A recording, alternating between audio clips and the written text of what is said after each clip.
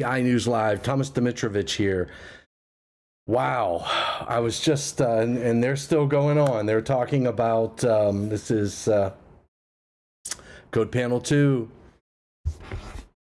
task group work. So good afternoon, Mr. David Engelhardt. Glad to see you. Today, we are going to talk about, we're talking outdoor circuits. So I figured we went and talked about kitchens. We talked about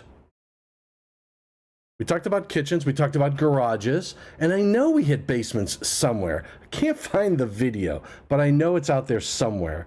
And today we're going to talk about outdoor circuits, and it all starts now.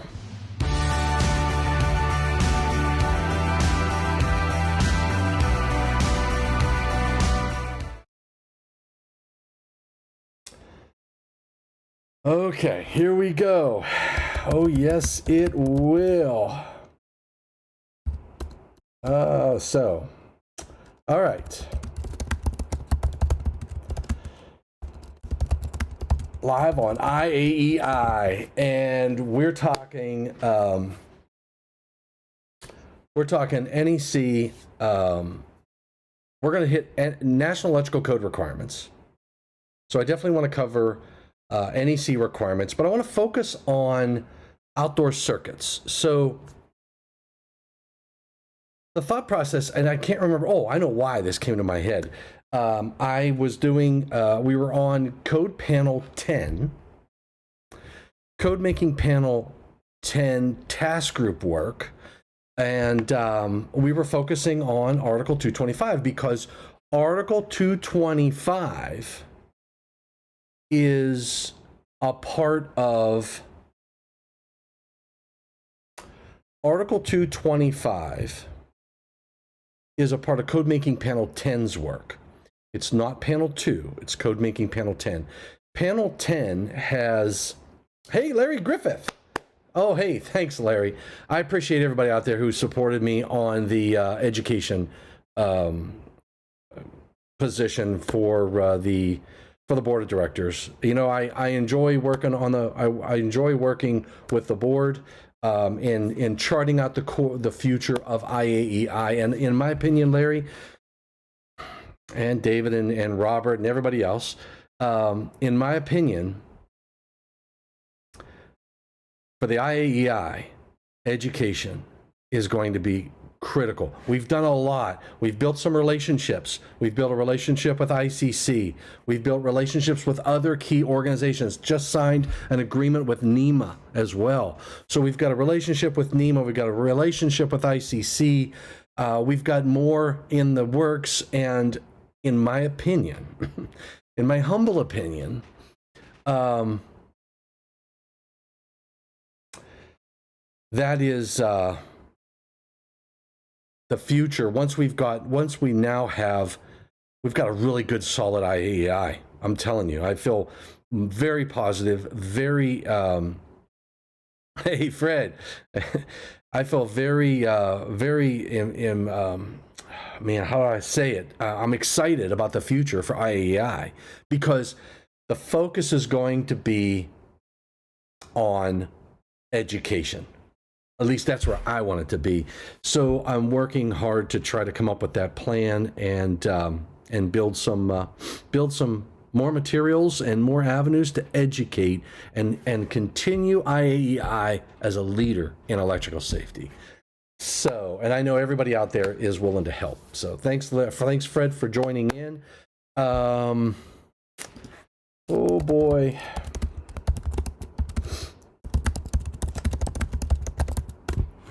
All right.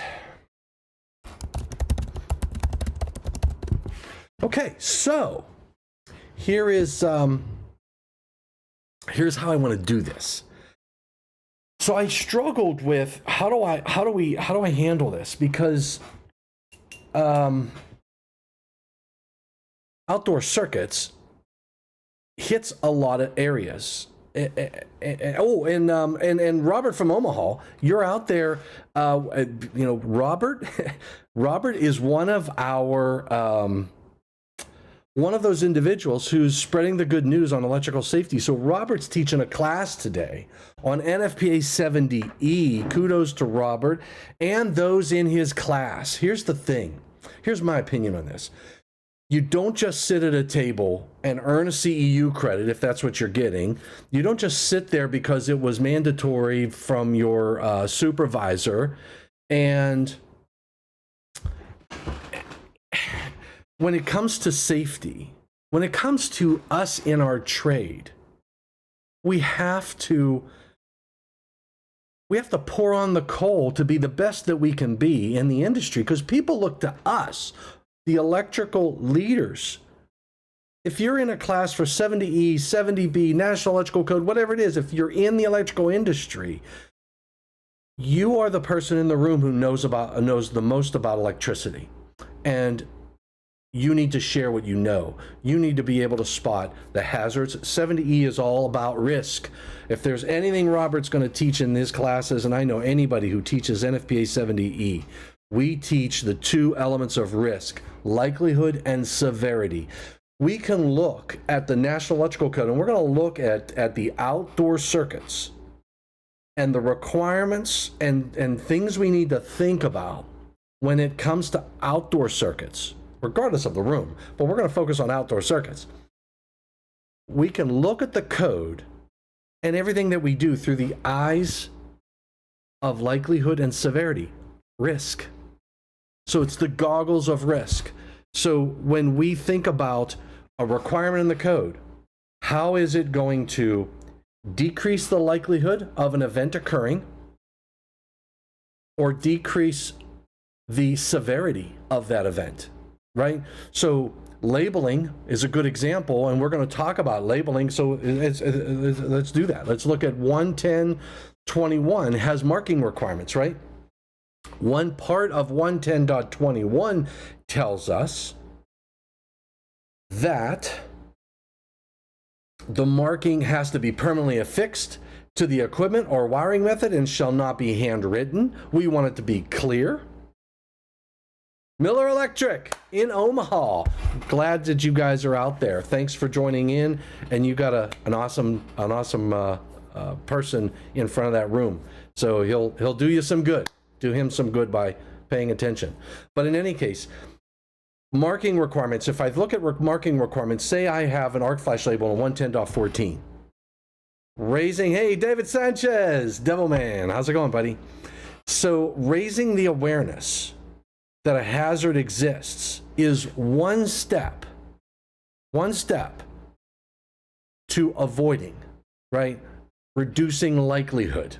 When you get in a vehicle, you get in your car and it says, you see my first vehicle I bought, I pulled down the visor, and there were these safety labels on there. Right? And there was a safety label somewhere else, like around the dash. It wasn't on the dashboard. It was somewhere else in the vehicle. And my first thought process was to try to take it off. I mean, go figure, right? But then I started reading, and I'm like, well, it's in a visor, and I can just pull it up, and it looked like it was going to damage my cloth. So it didn't look like it was designed to come off. But those safety messages, when you look in that one side mirror, objects may seem closer. And I used to joke thinking I'm driving down the road doing 65 mile an hour and I'm reading a little sign over that says objects may be closer. Maybe I should be looking at the object, right? But in any case, those signs help raise the awareness of the hazard. And if I can raise the awareness of the hazard to someone to a point where they change their decision, or they take the safer route, I have avoided the hazard. I have reduced the likelihood. I can't address severity with a sign or a label. We address severity through arc flash reduction requirements, through GFCI protection. GFCI protection. We're going to talk about GFCIs, outside circuits. GFCIs have a 4 to 6 milliamp range where they pick up. That doesn't mean only 4 to 6 milliamps of current will flow through your body. If you are part of a circuit and you are going to experience 2 amps of current flowing through your body, a GFCI isn't going to reduce that number. You're going to see 2 or 3 amps flowing through your body, but a GFCI will reduce the amount of time your body is exposed to that current. So, it's important to understand the concepts of likelihood and severity when it comes to risk. Think about everything that we are doing. Everything. It's really important for us to comprehend and understand the fact that we are addressing risk. So, with that in mind, think about an outdoor circuit. What are the applications you've got? I wrote these down and I have them in a PowerPoint, but I'm not going to forget it. I just got to hit present and figure out monitors. It'll be easier for me just to read them. Fred says biggest issue is getting guys to overcome the idea that 220/240 presents. Yeah. Oh my gosh, Fred. Think about it. 120 volts. Think about a 120 volt circuit. They go, oh, that's 120. I don't have to worry about shock. Yes, you do. All right. It's all about Ohm's law. V is equal to IR. And remember, 4 to 6 milliamps is the let go threshold. The defib is really up there around 40 milliamps. Yes, Nihad, we were having that same discussion about likelihood and severity because Nihad and I are going to be doing a program in Marrakesh, and we're going to have this discussion in Marrakesh. That's in Morocco, that's in Africa, and we are going to have this discussion about likelihood and severity, about safe work practices. Now, the other thing, so external examples, your external shed and a garage, right? That's I've got a shed in my out the back of my house, and you all saw it if you were in the discussion on garages, because my shed technically meets the definition of a garage. Check that one out on garages. And you know what I'll try to do? I don't think I can. I'll put the link down below to the discussion on garages. Or if you wait to the end, I'll make sure that I put a link at the end once this video is over, as a tag to go see that video. But so you have sheds and garages. Now you think about it. I have a shed and I have a garage outside, which is in my backyard. I don't know how many feet away. It's got electric. Where do you think it's getting the electric? Right here from in my basement. Okay, so that is an outside. That would be a branch circuit because I don't have a panel board back there. They ran a 20 amp branch circuit to the garage for lights. And there are a couple receptacles, and I'll tell you what I use them for. I use those receptacles for,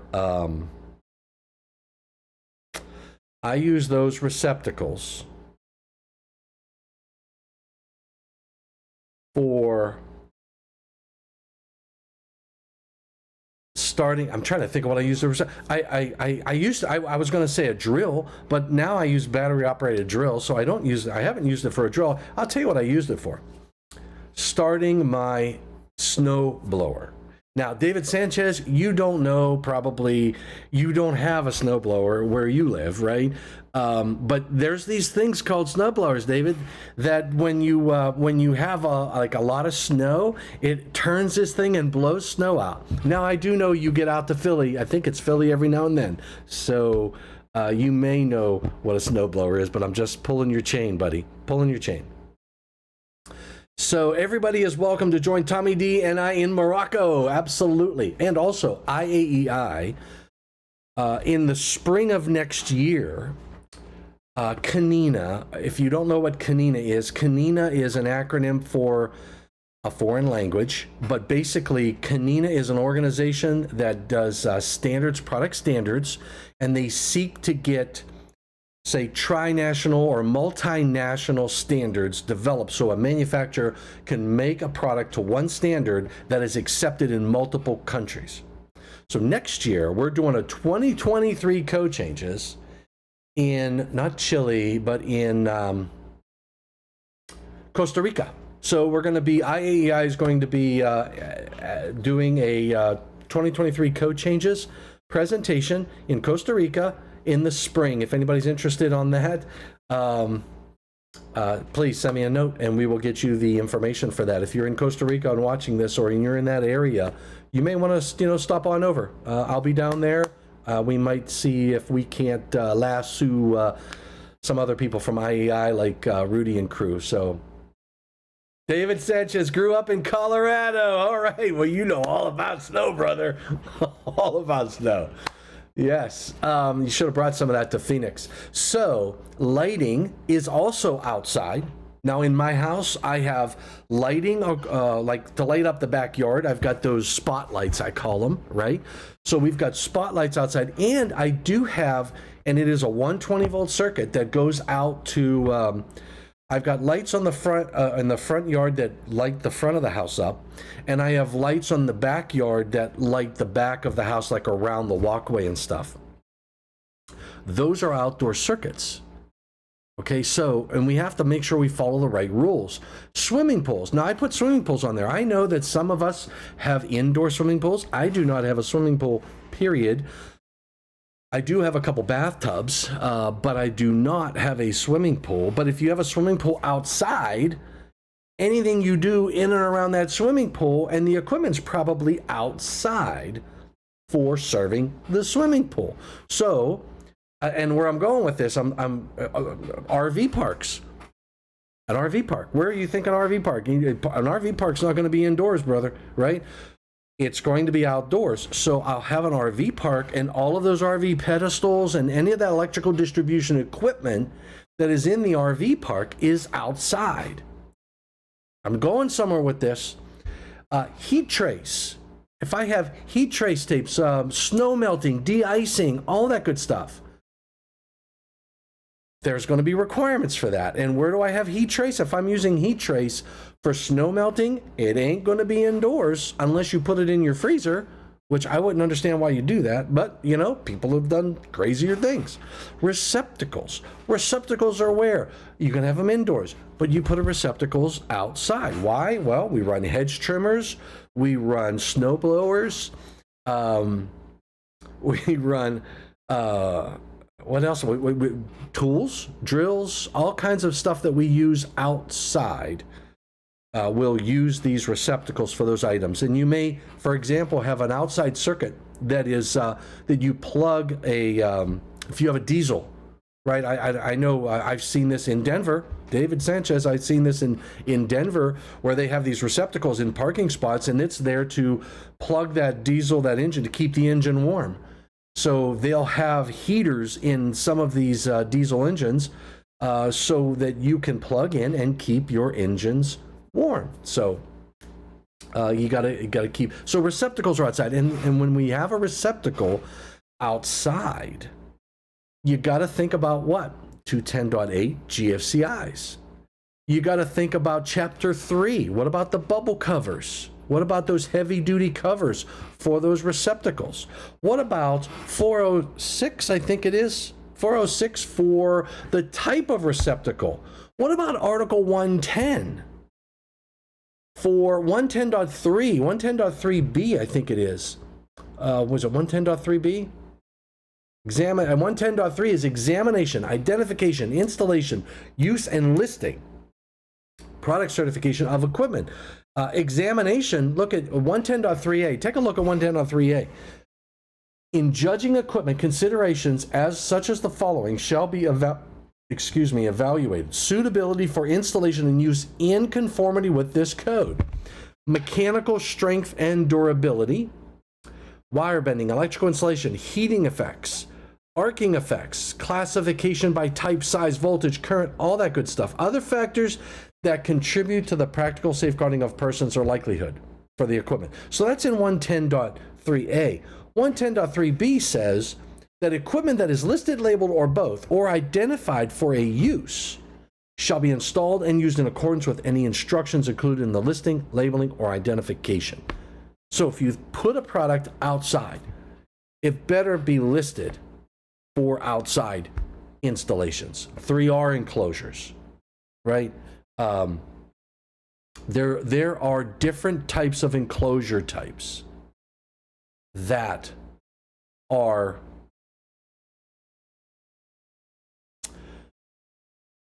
there are different types of enclosures that are meant for different applications. Well, my mind is going like a million miles an hour just thinking about all the different items that we need to address when it's outside. You've got the equipment, you've got the enclosure. You may have humidity concerns. If you have a circuit board or electronics that's not designed for that environment, that may need a level of humidity. I ran across this on a project. I believe it was a security system for a nuclear power plant that I was working on back in the day when I was just a young pup. It was in the 90s. That's to tell you how long ago it was. But in any case, we had a box that had electronics on it, in it. I ordered the 3R enclosure. I spoke with I specified, I can't remember if it was a specification, but I remember when I pointed out that I had this 3R enclosure, and I was debating, because I didn't understand what 3R, 4R, 4X, 3X, I thought it was a shirt size, but in any case, I'm like, I'm not getting in the box. I'm putting equipment in there, so how big the equipment is that I'm putting in the box, does that mean I need a triple X or a 4X, or is 3R a 3 regular? I didn't know. And that's how, I mean, I'm joking, but in reality, I didn't know what the heck 3R and 3X and etc. was until I went to the proper NEMA document, and I found that through, I think it was actually through IEEE. It was an IEEE document that helped me as an engineer. I wasn't a member of IAEI. So in any case,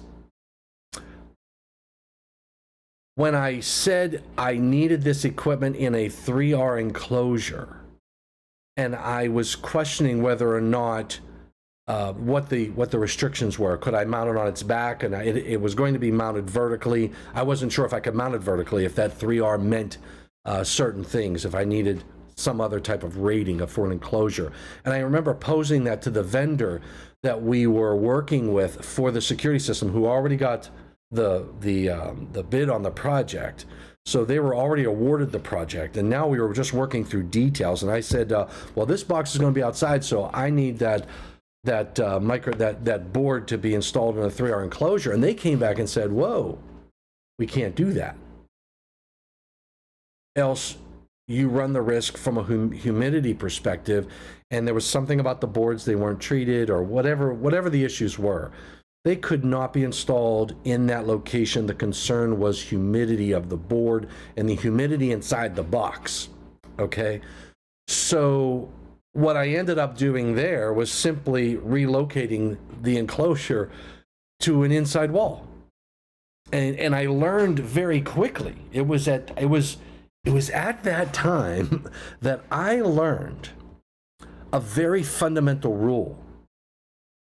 Don't put outside or in a hazardous location what you can put in a controlled environment. So why take something that I could easily locate, or maybe it added a little bit of cost, because now I had to do a penetration, I had to put some raceway in, but I did not have to worry about two things. One, the rating of the equipment that I was selecting, and two, I didn't have to worry about the failure rates and the longevity of the equipment in that location. For example, if I put a panel board with circuit breakers out at a marina on a pier in the middle of salty water and everything else, I can use the right enclosures. I can buy the right listed equipment. But if I hazard a guess, and this is my opinion on this, you may differ. But if I put that same enclosure, if I could put it in an air conditioning space, it will probably take less maintenance than the equipment I put out there on the pier. So maintaining the electrical distribution system is something we have to think about when we're designing a receptacle. If I need a receptacle outside, I need a receptacle outside. I'm not going to change that. Putting my panel board outside versus inside, if I can put it inside, I'd rather put it inside if I can. If the code permits, if cost and financials, all that stuff always plays a role in those decisions. But so where you place the equipment makes a difference, and then the ratings of that equipment. So in my case, in that security system that we were doing, the rating of the equipment, even in that 3R enclosure, they were concerned about humidity. I couldn't exceed a certain percentage of humidity. I couldn't prove that I would not get that percentage of humidity. And so I would have had to have put technology inside the enclosure to ensure I didn't exceed the rating of the equipment inside. Also temperature, right? So temperature of the equipment also plays a role. As an example, well, I'm not going to give too many examples. All right, so we pointed out the fact that we are in 110.3 and 110.3C, product testing, evaluation, and listing. That's the listing requirements, and so I'm not going to worry about that as long as I've got a listed product. So I'm in 110. So if I think about the requirements,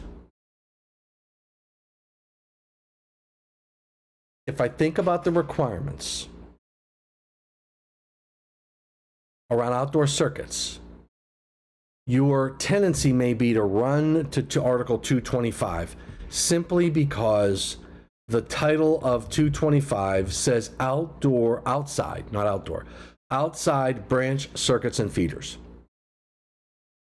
But that doesn't mean you can ignore anything in chapters 1 through 4. So what code requirements? I've got to look at 1 through 4. I've got to follow the rules.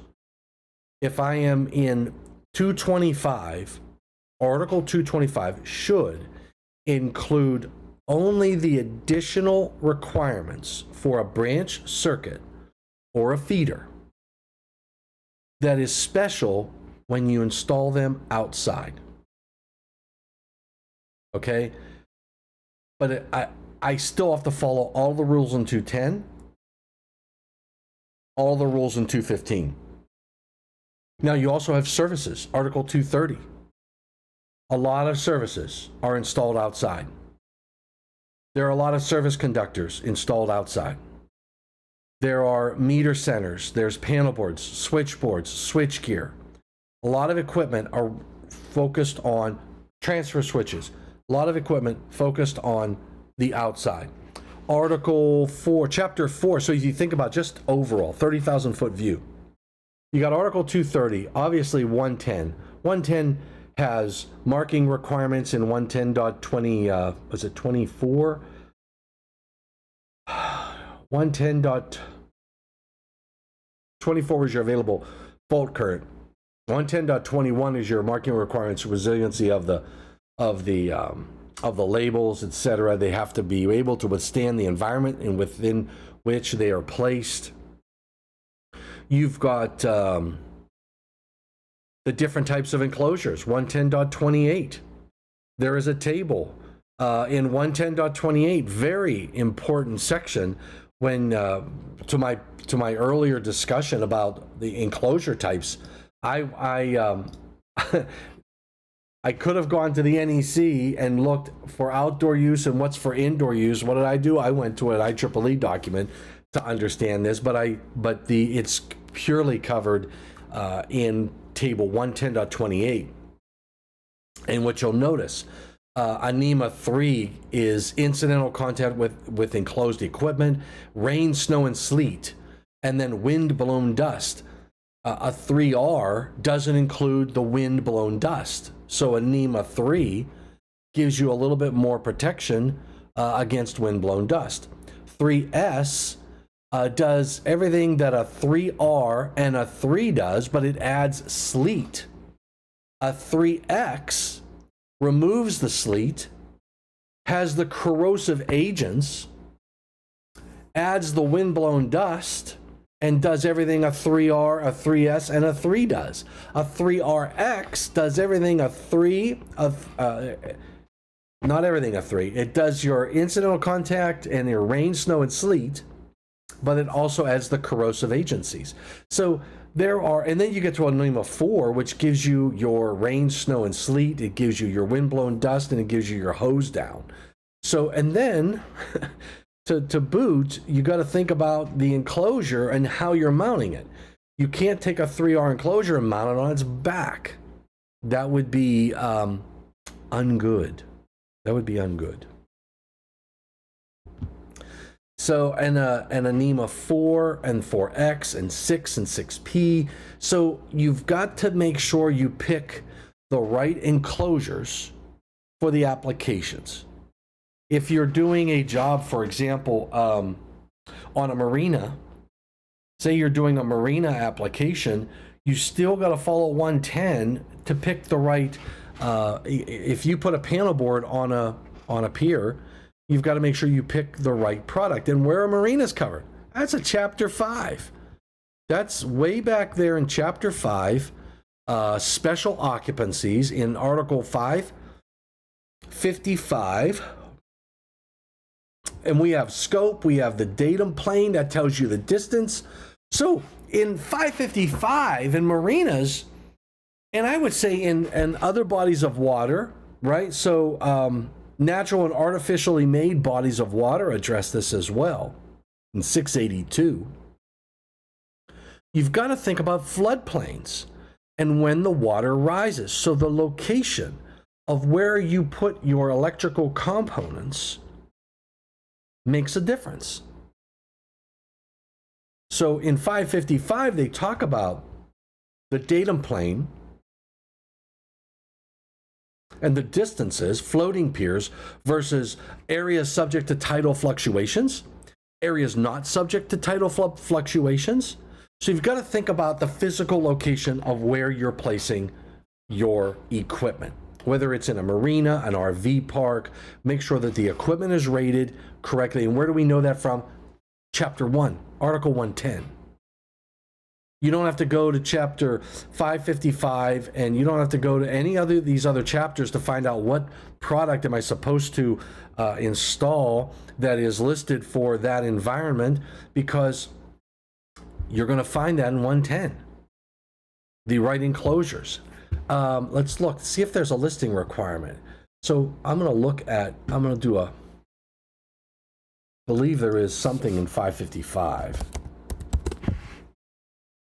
There we go.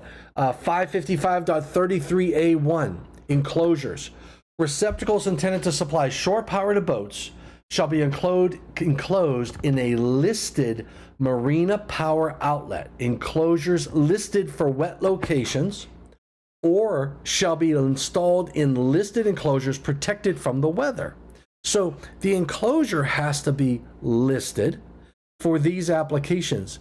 Oh, Robert and Nihad and David, how about the discussion of a panel board? Remember, a panel board, when I use the term panel board, it does not include the enclosure. When I use the term panel board, it includes what's inside of an enclosure. And the clarity of that came out during the 2023 code cycle. In Code Panel 1, Palmer Hickman very eloquently pointed out that, and I believe it was, oh boy, I clicked on Article 100. I want to go to one, I believe there was a statement in 110. Let me do panel board. In 110, there it is, 110.16a, 110.26d, 110.26a3, height of working space. Let's just look at 110.16a. Remember, 110.16 is your arc flash hazard warning. It says electrical equipment such as switchboard, switchgear, enclosed panel boards, not panel boards, industrial control panels, etc., shall be filled or factory marked. So the enclosed panel board has to be filled or factory marked, not the panel board, because the panel board is what's inside the enclosure. If you look at any enclosed panel board, including a residential dwelling unit, what we call them there is load center. All right. I love it. We call them a load center. Okay. A load center is a panel board. Okay. So when you look at any of those, you'll see the panel board itself that's inside the enclosure has a listing mark, and that's listed to UL 67. The panel board itself, the enclosure, is listed, I believe enclosures is UL 50. I'm going to do I've got to double check.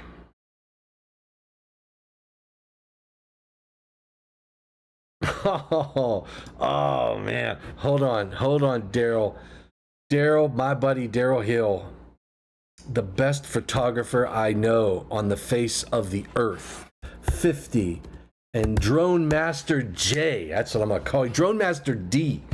UL 50, enclosures for electrical equipment, non-environmental considerations. UL 50E is enclosures for electrical equipment, environmental considerations. 50V as in Victor, the previous one was E as in Edward, 50V as in Victor, outline of investigation for infrared viewports. Those are your standards for the enclosures. Now, Daryl, didn't I tell you? And I think I said this up front. Questions have to be submitted 48 hours in advance. So, I don't know, but in any case, drip tight. So let's do a search for drip tight. So Daryl's question is on the bottom, on the notes in 110.20a. 110.28, not A. It's not 110.28. It says drip tight. And that is the only enclosure types. Hold on. Hold everything. Okay, here's what it says. The term rain tight is typically used in conjunction with blah, blah, blah, blah, blah. The term rain proof is used with this. The term watertight, the term drip tight is typically used in conjunction with enclosure types 2, 5, 12, 12K, and 13. So, Daryl, oh man, this is a good, you know what? I didn't anticipate this one, but NEMA enclosures. You know what? I'm curious. Ratings. I'm gonna. I don't know why I do that. That is something you'll hear me say when I get really like excited. I don't say I'm going to. I go I'm gonna take a look at the there's, I believe, I'm gonna jeez, oh man. Does anybody else say that? I'm gonna dripped. Okay, so I am going to compare that note. Is it 12 in there? Yes, it is. Okay, so on the NEMA webpage, can I do this? Okay, guys, I'm going out on a limb. I don't know if I can do this, but I am going to go out on a limb ski. I didn't do it yet. Hold on. I've got to go to studio mode, and I'm going to go to Me Teach. Me Teach, you listen. Me Tarzan. Oh my gosh. Nope. Wrong one. I need to go to not that display. And let's do monitor 2. Yes. All right, here we go. You ready for this? Are you ready for this? Here we go. So, Daryl, very good question. I don't know why my footer is not displaying.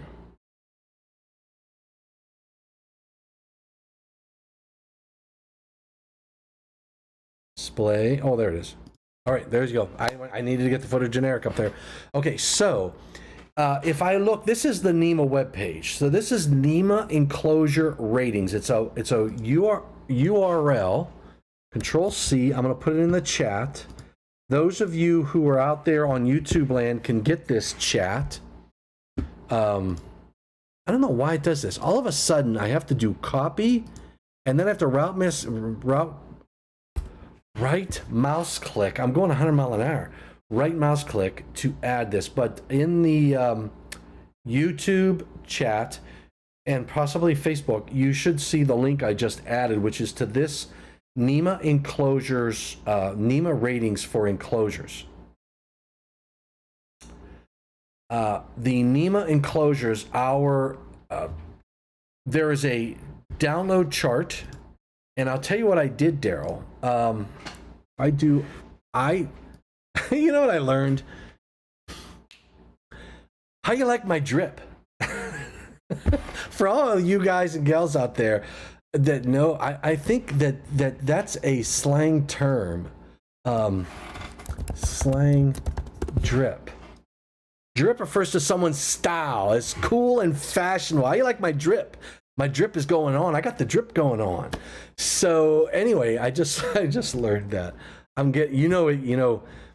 I remember when saying cool was like that transition, or other terms, right? So when we were little, growing up, now drip, I got my drip. How you like my drip? So anyway, on this website, if I searched for drip, NEMA 12, and to provide a degree of protection with respect to harmful effects on the equipment due to ingress of water, dripping, and light splashing. It's definitely not my shower in the morning. My shower head is like it. When I take a shower, it's like I'm like fighting the stream. But I've been in some showers that in some hotels that it's like I could express the shower head as dripping and light splashing. Try to get soap off with dripping and light splashing. But in any case, a NEMA 12, and that does line up, Daryl, with the language in the what it says is the term drip tight is typically used in conjunction with the closure types 2, 5, 12, 12K, and 13. This is for a 12. Let's take a look at 2. I don't see a NEMA 2. 5. I don't see a NEMA 5. Give me a break. Types 2, 5, 12, 12K, and 13. Let's go to the closure types. Nope. Enclosure ratings. NEMA enclosure ratings. Let's go to let's download the chart. Here we go. Type 2. Indoor use and provide a degree of protection to personnel against hazardous parts, to provide a degree of protection of the equipment inside the enclosure, blah, blah, blah. With respect to harmful effects of the equipment due to ingress of water, dripping. So drippage is included there. Fred doesn't include NEMA 2. It says NEMA type 2 has dripping in it. So let's see, type 2 and 5. Where's 5? There's 5. There's dripping. Okay, so here we go. Now, the question would be, there's 12. I'm going to look at 12K. 12K, dripping. 12 is dripping. It's not in 10. And 13, there is dripping. Okay, we've got drippage. Daryl, a great question. And I would here's my issue. Dripping and light splashing. I don't know what. I mean, we only use the term in the code once. What do we typically do? We have damp locations, we have wet locations. Where would you use? I don't know when you would possibly say dripping. Now, again, on some of those hotels, if you've got equipment next to some of the showers that I've been in, I'd say dripping is a very good term. It's not a wet location, not a damp location. Yeah, so 17 is 17. This goes up to 13. The initial link didn't have 17 shown. Okay, yeah, so what you have to do is go to enclosure ratings. So let me do this again. Oh, I'm liking this. Ice machine constantly dripping. Richard Smith, yes. An ice machine constantly drips. Or you know what? My coffee pot is a slow drip. So I'm just saying, and that's what gives good coffee. So anyway, if you go to enclosure ratings, these are all, I mean, this is a really good web page, in my humble opinion. Below pipes that be sweat. Oh yes, Fred, good point. If you have pipes that may sweat, that's a very good point. Now, I guess that'd be like if you bought the Lou Ferrigno pipes, then they probably wouldn't perspire. But if you bought the Tommy D pipes, those are going to sweat like mad. So, but sweating pipes is condensation on pipes for a lot of different reasons. Very good point. So you have enclosure ratings. If you go to NEMA enclosure ratings, that's when you're going to get to this document that doesn't have them all. But if you go to enclosure types, Walmart, if you go to NEMA enclosure ratings, where was I? I'm trying to see where IP enclosures, that intrusion, that's your intrusion, NEMA closure and ratings, closure types. NEMA closure and ratings. Take a look at the chart. Oh, that's where I was. Click on the chart. Now you have all of the, I'm like, how the heck did I get that? And you can download it. And here's my suggestion. Download this and put it on your wall in your office. I'll tell you when I was a young engineer, I had information like this I would put on the wall in my office.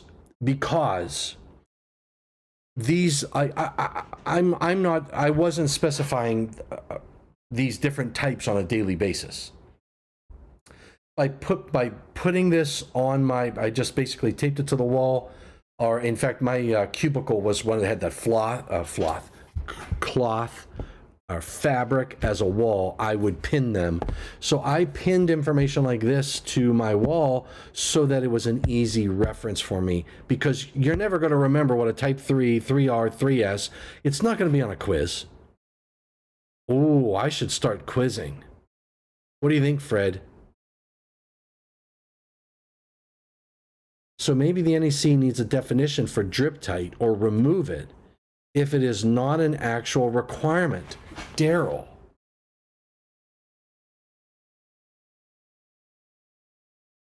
Daryl, I think you're on to something. Because here's the point.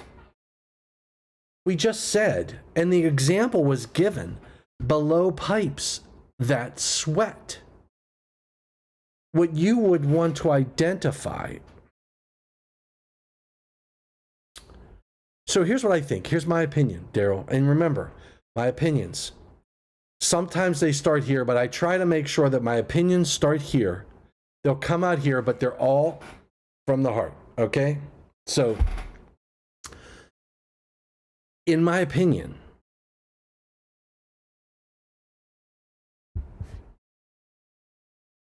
if you have an application where you have pipes that may have condensation, anything that would have condensation above it, for whatever reason, you would be in a 110.3b application, making sure the product is listed for the application. If an inspector walks in, the inspector would be able to go to this and say, look, this piece of equipment, we're off topic on outdoors, but this is really good. This piece of equipment is in an area where there will be condensation that could be dripping on this, and you need to have the right enclosure. And you could use table 110.28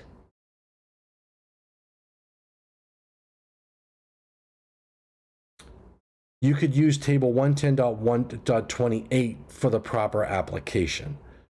But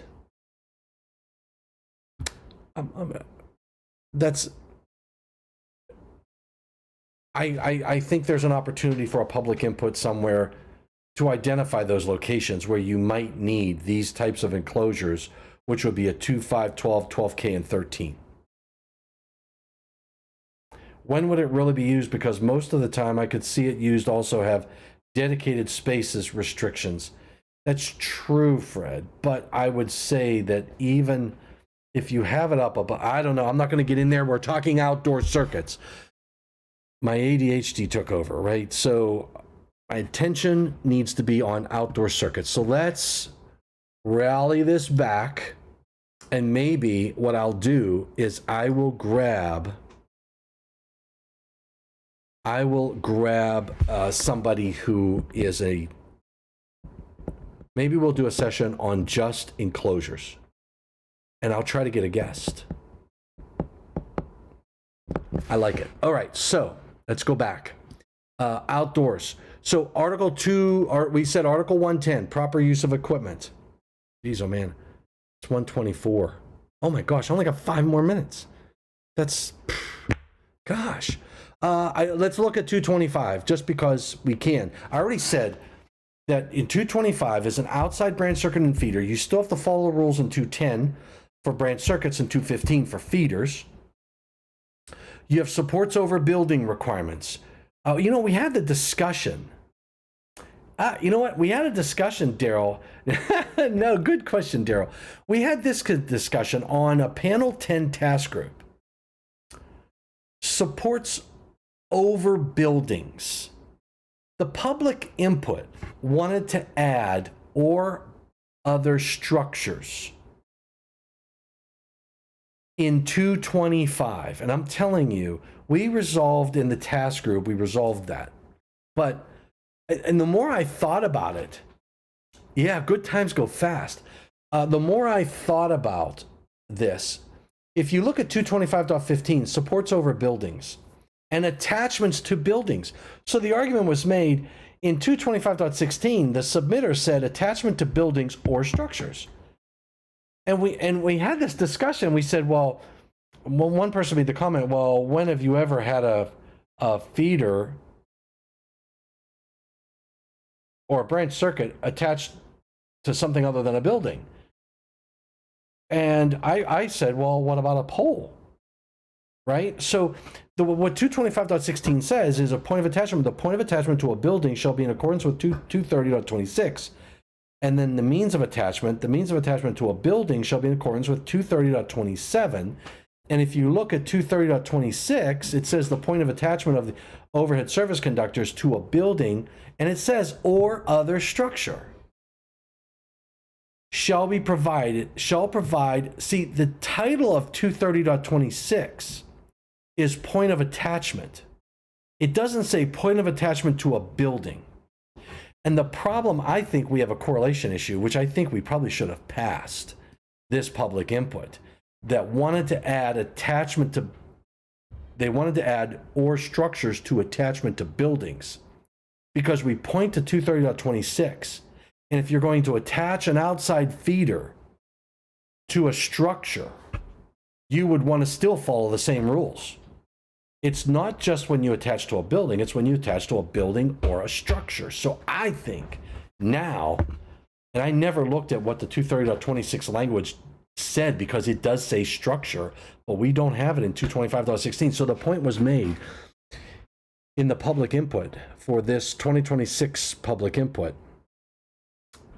that there probably should be properly and adequately peppered in 225 the word structures or structures. But in any case, when we go outside with feeders, we've got to remember about how we're going to connect. We have to think about the raceway we use. Like if we put it underground, we have to use the right conductors. So you're in chapter 3, wiring methods. If you're using conduit or raceway or anything like that, you're in chapter 3. For proper use of the raceway materials, can it be direct buried, etc.? If you're doing any connections and your direct bearing connections outside, say it's a termination for your equipment grounding conductor, your grounding electrode conductors, you've got to use the properly rated termination. That's Article 250. So you are outside, but you're still in many of the areas in chapters 1 through 4. And before I get out of this discussion, you still have to think about special occupancies in chapter 5, special equipment in chapter 6, and then special conditions in chapter 7. So if I go to, I don't know, just look at the titles of the articles in chapter 6, right? Solar PV, those are outside. You're not going to put a PV array inside the house. I'm just saying, right?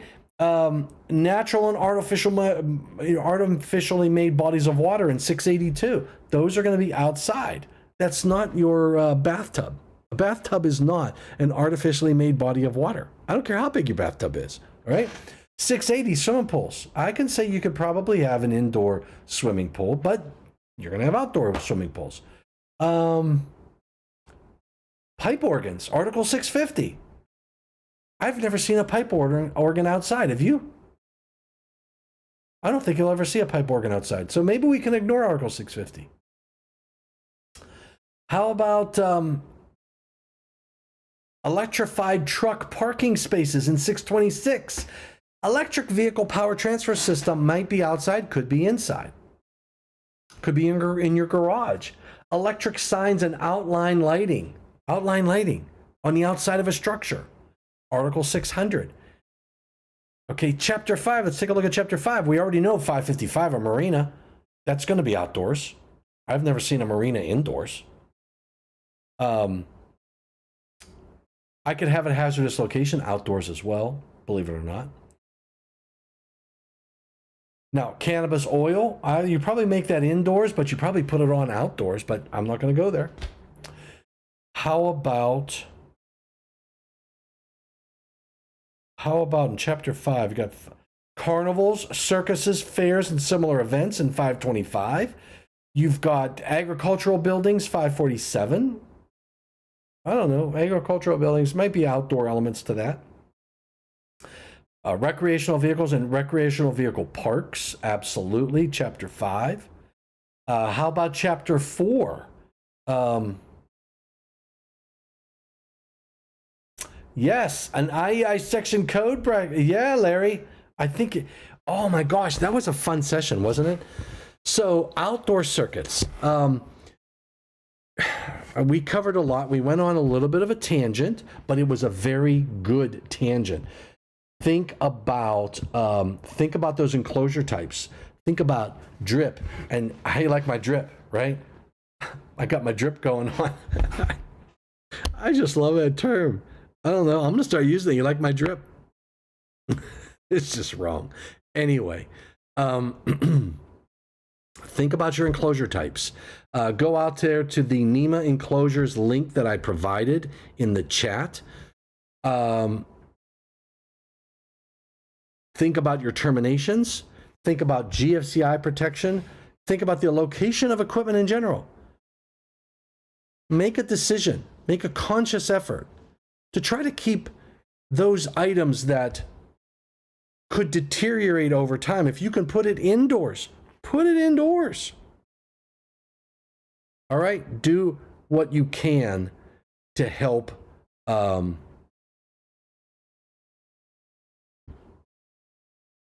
to help that the lawn think about the installation from more aspects than just the few that we talked about. Okay, a lot of items that there is to consider when you go outdoors: type of conductors, type of wiring methods that you're using, the type of enclosures that you're using. Is the equipment rated for those applications? Moisture, humidity, rain, heat, cold. And then you have your shock protection. You have the proximity of the enclosures from any aspect of water levels raising.